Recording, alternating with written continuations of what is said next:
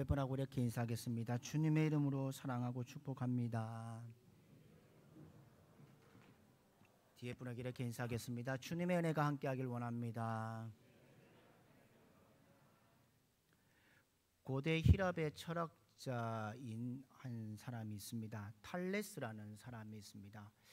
탈레스 철학의 가운데에 가장 중요한 것은 우주를 구성하는 근본적인 물질은 무엇입니까? 라는 질문 앞에 그 탈레스는 이렇게 얘기했습니다. 땅은 물 위에 떠 있다 라고 얘기를 했습니다. 그 말은 만물의 근원은 물이라고 얘기하는 겁니다. 여러분, 물이 그만큼 중요하다는 뜻이겠지요. 인류의 장래를 연구하는 미래학자들도요, 앞으로 세계 곳곳은 물 부족의 삶 속에 살아갈 것이다.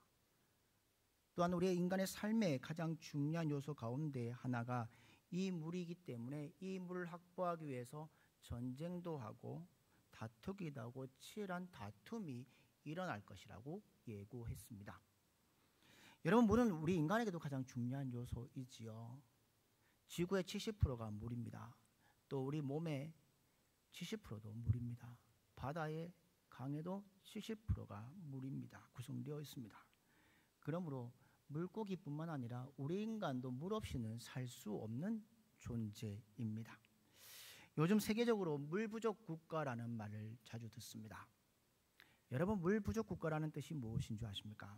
그것은 강, 호수, 지하수, 상하수도 기반 시설이 부족해서 국민들이 물을 얻어먹을 수 없는 어려움이 있는 국가를 물 부족 국가라고 얘기를 합니다.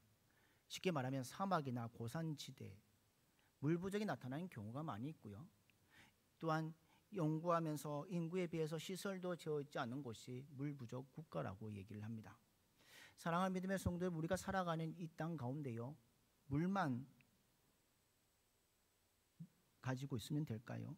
물 외에도 여러 가지 갈증이 우리의 삶 속에 존재합니다. 어떤 갈증이 있습니까? 육체적인 갈증, 영적인 갈증, 정신적인 갈증, 문화적 갈증들도 있습니다. 그런데 그걸 아무리 채워도 계속해서 목마른 것이 우리의 인생입니다. 그래서 인생을 이렇게 말합니다. 목마른 인생이라고 사람들은 얘기합니다. 대한민국의 힙합 가수로 1992년에요. 앨범 2집 앨범에 흐린 기억 속의 그대라라는 대중적인 인기를 끌며 지금의 K-팝 사람들의 시대에 율동, 힙합에 앞장섰던 개척했던 한 사람이 있습니다. 그 사람이 누구냐면 현진영입니다. 현진영이 쓴 일기 가운데 이런 글이 있습니다. 우리 같이 한번 읽어보겠습니다. 같이 읽겠습니다. 시작. 춤추고 싶었다. 미친 듯이 노래하고 싶었다. 다시는 헤어나지 못할 것만 같은 절망 속에서도 오직 하나뿐인 내 삶의 표현 방식이기에 너무나도 소중한 단 하나의 기쁨이기에 지쳐 쓰러져 영원히 일어나지 못할 그 순간까지 나는 춤추고 싶었다.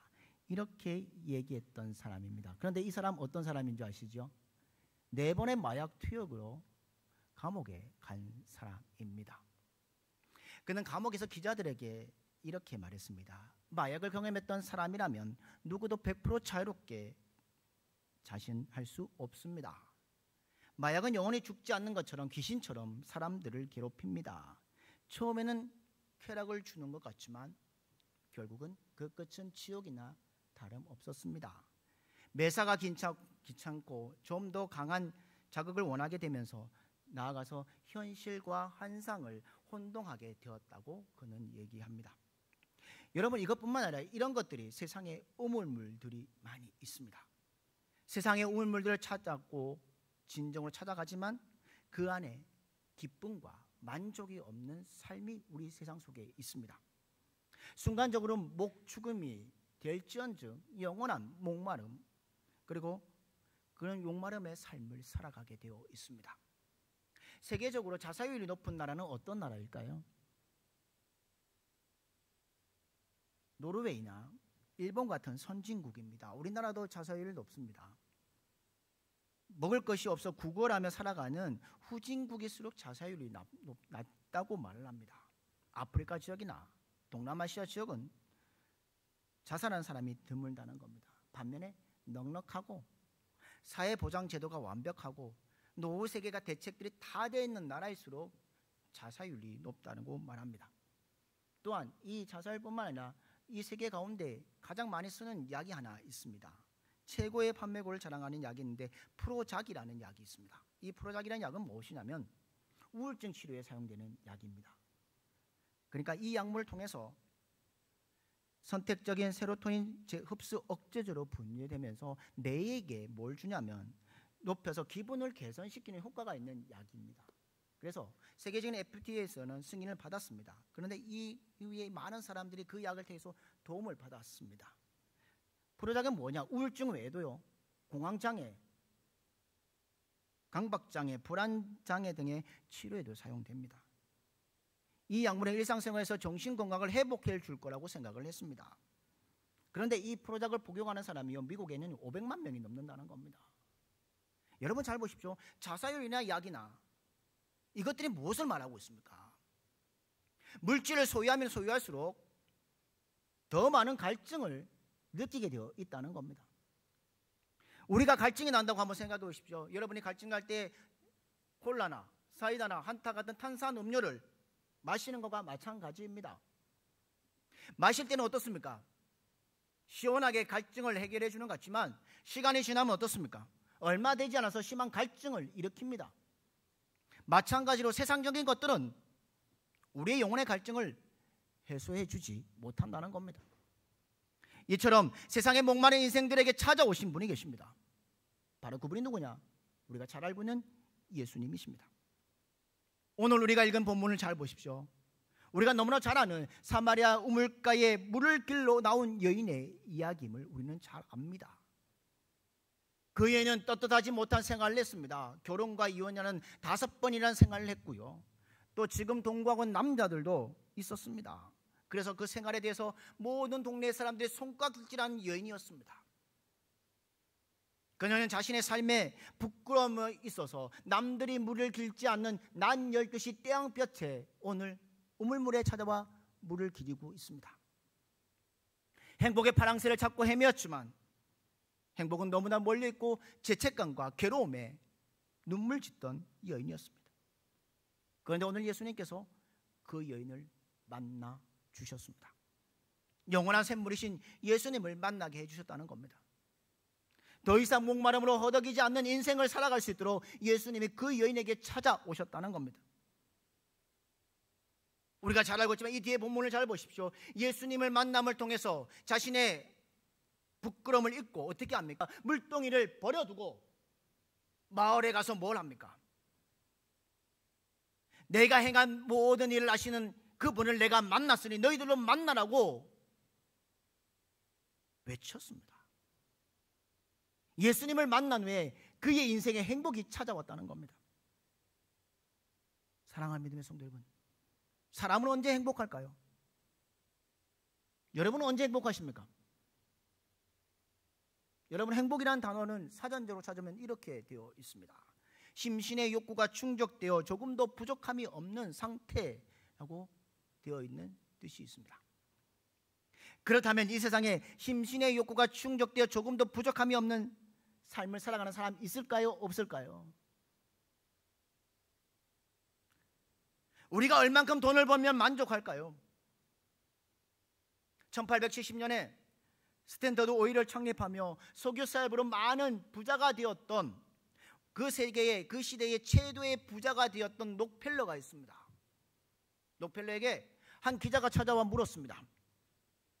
당신은 얼만큼 돈을 더 벌면 만족하시겠습니까? 라고 했더니 록펠러가 뭐랬냐면 조금만 더 벌면 됩니다 라고 얘기했다는 겁니다. 이것만 있을까요? 이 세상에 살아가는 사람들 잘 보십시오. 잘생기려고, 이뻐지려고 목마름으로 여기저기 뜯어고치는 사람들도 있습니다. 영화 가운데 미녀는 괴로워라는 영화 아시지요? 같은 일이 자신에게 일어날 수 있을 정도로 깊은 한상에 빠지고 있는 시대를 살고 있습니다. 이런 세상의 목마름은 늪 같아서 아무리 채워도 채워지지 못한다는 겁니다. 타임지 선정의 20세기의 가장 영향력인 인물 100인 가운데, 스모소니언 선정의 미국 역사상 가장 중요한 인물 가운데 대중문화의 실질적인 인물을 살았던 사람을 선택했는데요, 36살의 죽음을 맞이했던 미국의 유명한 배우 마릴린 monroe가 있습니다. 그 마릴린 monroe가 이런 얘기를 했습니다. 나는 한 여성이 지닐 수 있는 모든 것을 가졌습니다. 나는 젊습니다. 나는 아름답습니다. 나는 돈이 많습니다. 사랑에 굶주리지 않습니다. 하루에도 수백 톤의 팬레터를 받고 있습니다. 나는 건강하고 부족한 것이 아무것도 없습니다. 미래에도 이렇게 살 수 있습니다. 그런데 웬일일까요? 나는 이렇게도 공허하고 이렇게도 불행합니다. 이유 없는 반항이라고 말도 있지만 나는 이유 없이 불행합니다.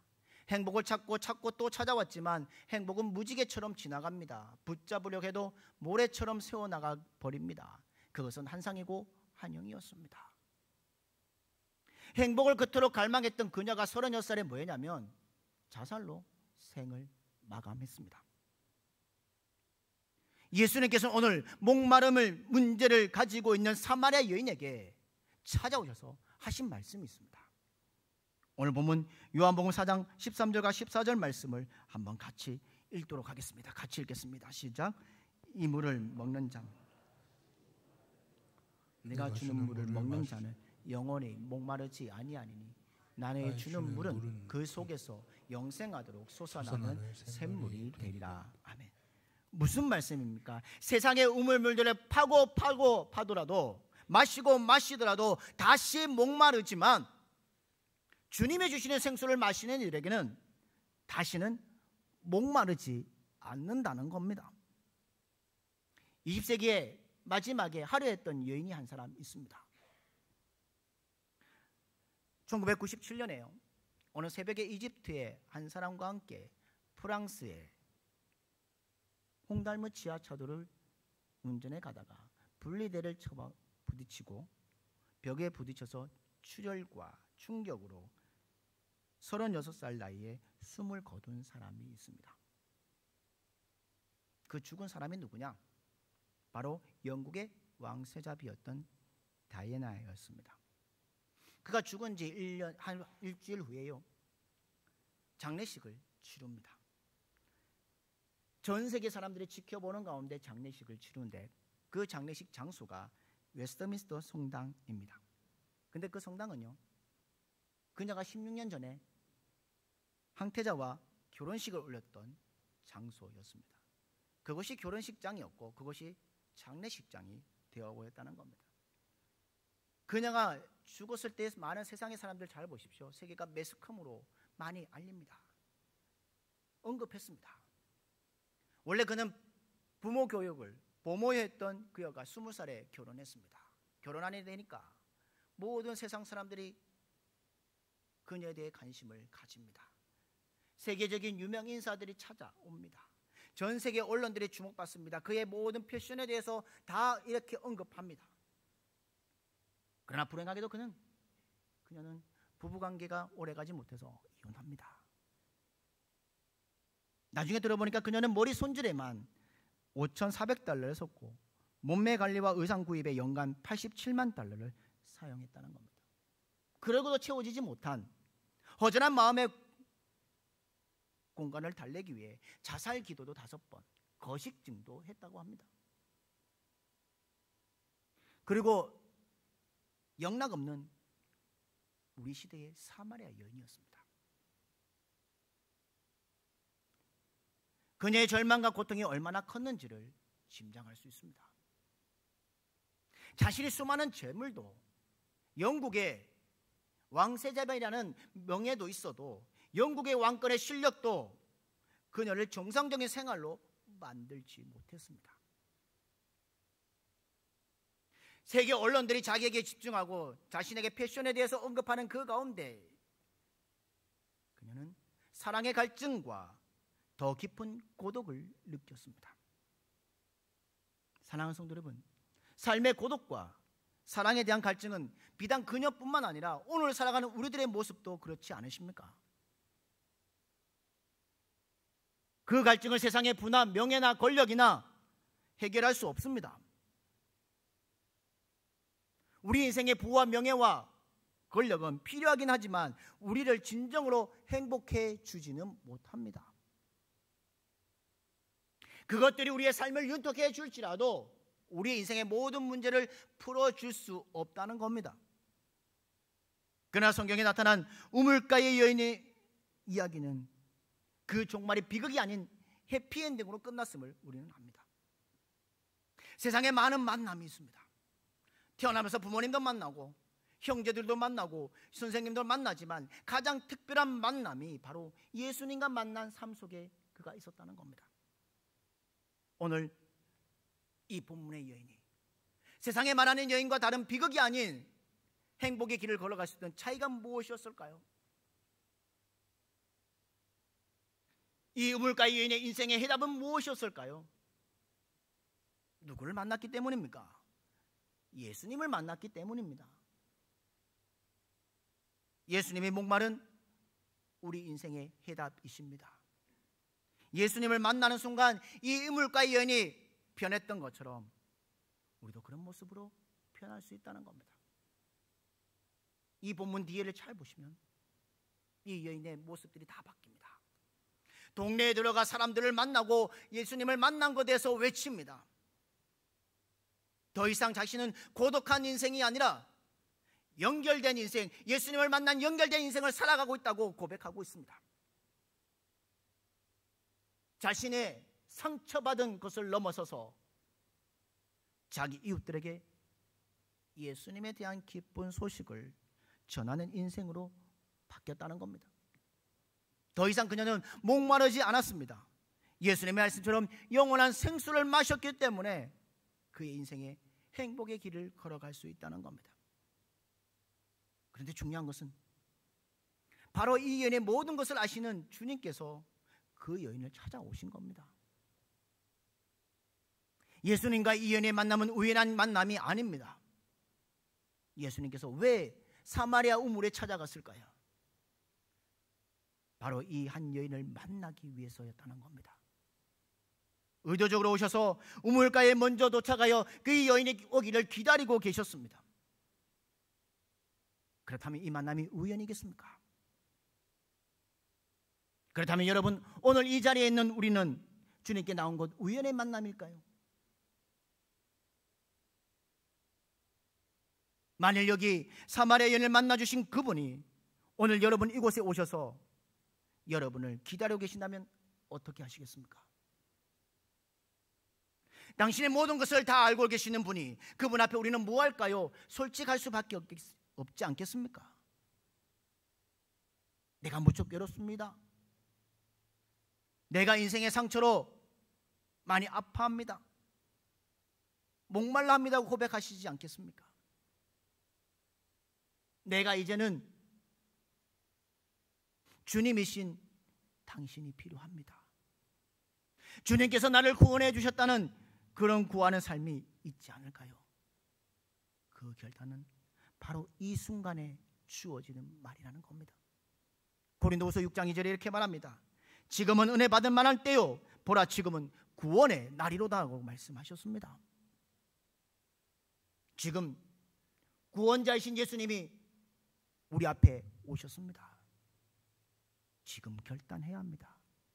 이게 바로 변화의 기회이고 삶의 시작임을 기억하는 여러분들 되기를 주님의 이름으로 축복합니다. 어느 목사님의 이야기입니다. 목사님이 개척을 하면서 할 때에 한 성도님 한 분, 의사였는데 같이 개척을 시작했습니다.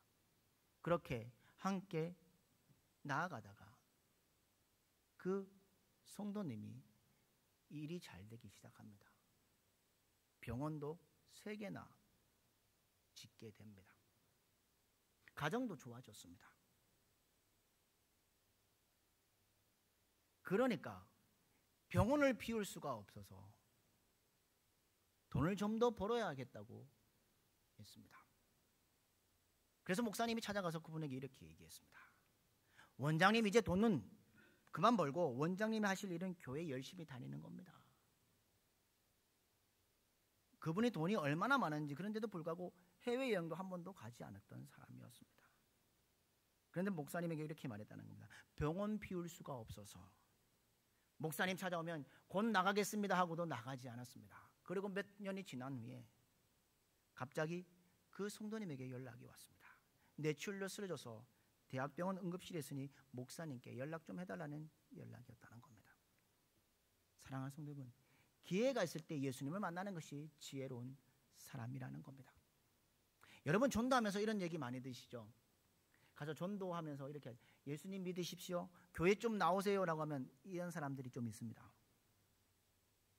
술 끊으면 교회 나갈게요. 아직 저는 마음이 못 돼서 내가 가면 교회 다 배려요.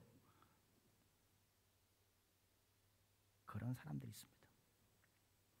여러분, 전부 깨끗하고 전부 거룩하고 전부 완벽해지면 그 다음에 교회 나가겠다고 한다는 겁니다. 그러나 보십시오, 교회는 깨끗한 옷을 입고 가는 예식장이 아닙니다.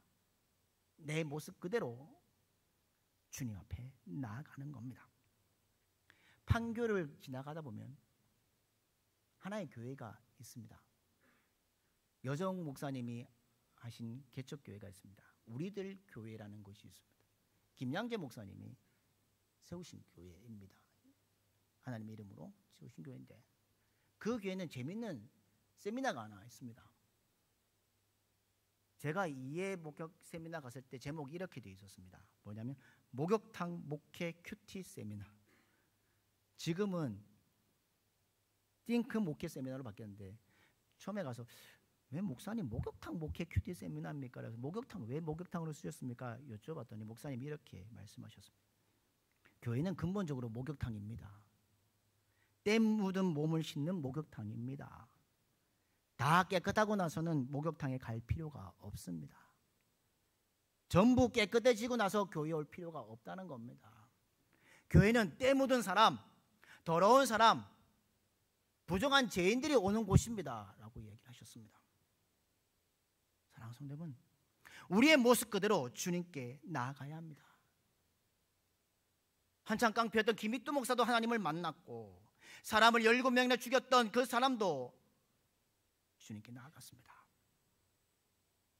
시대에 탕하였던 어거스틴도 하나님께 돌아왔습니다. 하나님을 만났습니다. 믿는 자들을 죽이려 했던 바울도 주님께 나왔습니다. 예수님을 3번 부인하고 배신했던 베드로도 예수님 앞에 나왔습니다. 간음하여 현장에 잡힌 그 여인도 주님께로 왔습니다. 오늘 성경에 나오는 이수가성의 사마리아 여인도 예수님께 나왔습니다. 먼 방향에서 돌아와 예수님께 돌아올 때에 회개하고 변화의 삶을 살지 않는 사람은 없을 겁니다. 사랑하는 믿음의 성도 여러분, 예수님은 우리의 모든 것을 아시는 분이십니다. 우리가 아무리 숨겨도 다 아시는 분이십니다. 우리가 얼마나 문제 있는 사람인지, 얼마나 더러운 사람인지, 얼마나 부패한 사람인지 다 아십니다. 왜냐하면 예수님 앞에 드러나지 않는 건 아무것도 없습니다. 다 드러나게 되어 있다는 겁니다. 그러나 그럼에도 불구하고 중요한 건 하나님이 우리를 사랑하신다는 겁니다. 아시면서도 찾아오신다는 겁니다. 정죄받아야 할 마땅한 삶에도 불구하고 정죄 않으시고 용서하시고 사랑하시는 분이 우리 예수님이시다는 겁니다. 우리를 아시기에, 우리의 보작하는 건 다 아시기에, 우리가 얼마나 형편없는 존재이기 아시기에 주님은 오늘도 우리에게 찾아오십니다. 아시기 때문에 더 사랑하십니다. 우리를 더 아시기 때문에 형편없는 사람을 멋진 사람으로 만들어 가시는 분이 우리 예수님이십니다. 새롭게 되도록 도와주십니다. 변할 능력을 주시는 분이십니다. 더 이상 여러분, 예수님 앞에서 연막을 치거나 가면을 쓸 필요가 없습니다. 있는 모습 그대로 그분 앞에 나아가는 삶을 살아가는 여러분들 되기를 주님의 이름으로 축복합니다. 우리 인생의 목마름 해결해 주시는 것은 오직 예수님이 주시는 영세수밖에 없습니다. 우리에게 만족을 줄 것처럼 다가오는 야곱의 우물물들도 결코 우리의 목마름의 문제를 해결해 줄 수 없습니다. 우리가 영세주 되신 예수님을 만남으로 영원토록 줄이지 않고 만족과 기쁨을 넘치는 인생을 살고 있습니다. 왜 그렇습니까?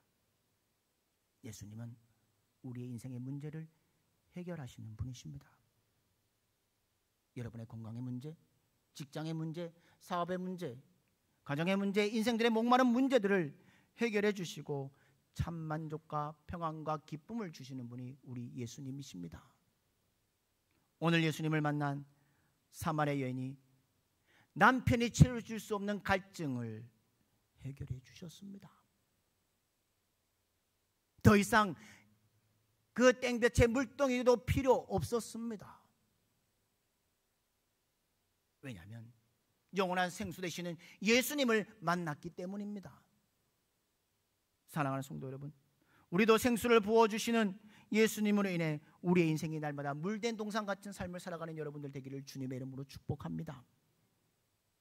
우리만 물된 동산이 되어야 합니까?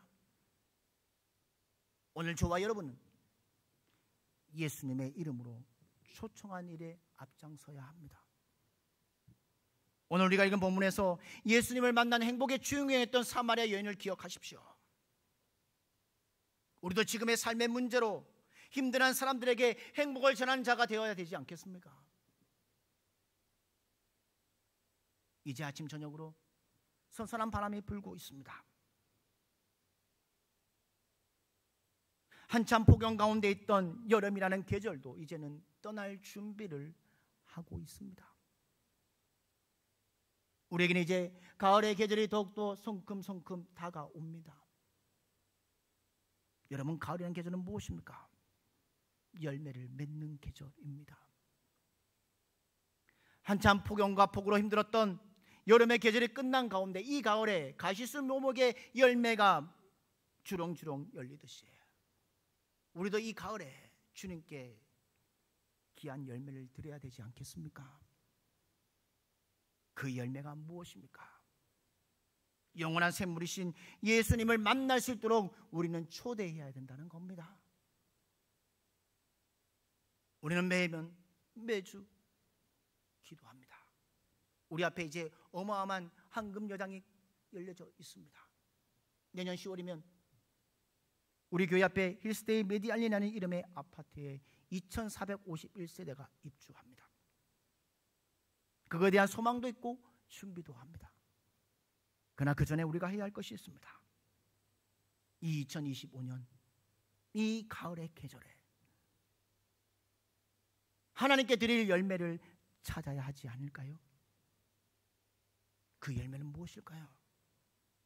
그 열매를 찾아서 예수님께 드리는 것, 결단하는 삶을 살아가야 된다는 겁니다.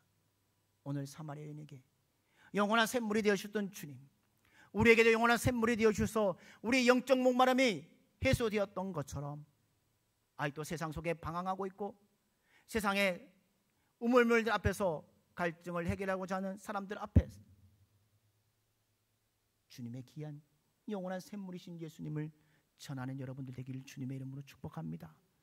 이 가을의 계절에 주님 앞에 온전히 드리는 열매가 있기를 원합니다. 주님 앞에 온전히 열매를 드림을 통해서 감사하는 여러분들 되기를 주님의 이름으로 축복합니다.